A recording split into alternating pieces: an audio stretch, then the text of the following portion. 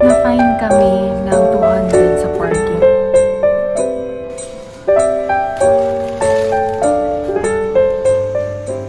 Good morning, everybody. We're on our way to... Sabi ko sa inyo kagabi, di ba? Mag-grocery tayo today. Dapat DCC kami, but we decided to go to DFC na lang din kasi sobrang dami naming dyan, empty bottles. So it's just the perfect time to drop them off at the Sparklo machines. So DFC na lang tayo, and hopefully nandun lahat ng mga ingredients na kailangan natin for the japchae. Kasi kahapon sa Deir City Center, as in walang noodles talaga. So sana dito meron. Ayun lang. See you guys later. Don't drive and vlog unless someone's doing it for you. Bye!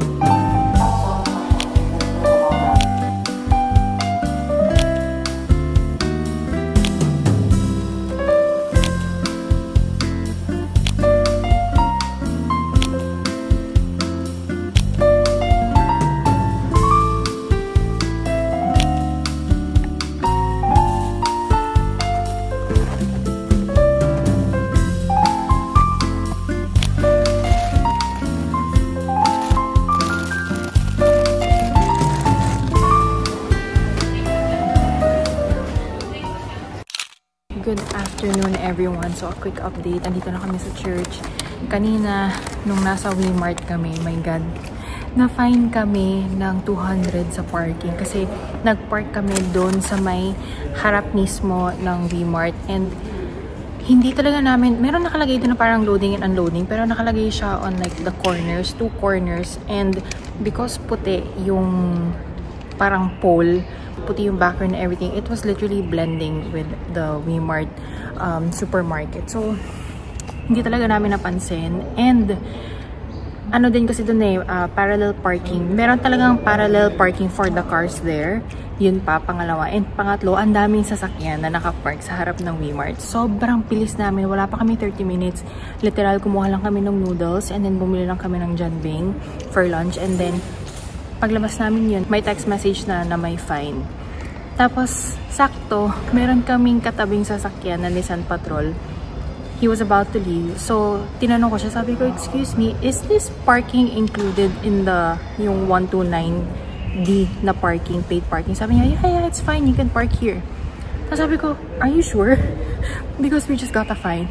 Sabi niya, oh, wait, let me check. Kasi wala daw siyang receive na text message. Pag-check niya nung app niya, nakita niya, sabi niya talaga, shit, yeah, I have 200 dirhams parking fine. Tapos, para kaming timang na tatlo doon, ako si Jing and then the other guy.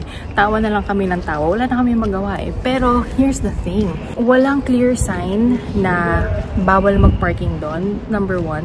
And number 2, nung na-receive namin yung parking fine, yung nakalagay na parking code is yung 129D. Eh, yung sasakyan kasi naka-register for ABCD na parking. So, the fact na nilagay nila ng 129, parang iniisip ko, baka pwede pang i-dispute. Kasi, di ba dapat ang nakalagay is fine for illegal parking sa loading and unloading area. Yun, tingnan natin. Ewan ko kung anong mangyayari. Pero sabi ni Dad, hayaan na lang daw. So, ay... Pero yun, wala pa kami, as in literal na wala pa kami 30 minutes, tapos ganun na yung nangyari, na fine na kaagad. And pag alis namin dun sa parking area, meron ding nag-park in place of us. So, ibig sabihin kaming 5 or 6 na sasakyan na nakapark nun literal sa harap ng entrance ng Wmart. Lahat kami na fine, for sure. Kasi kung na-fine ako, na-fine yung katabi naming car, then the rest of the cars were also fine. So, parang feeling ko unfair kasi wala talagang clear sign.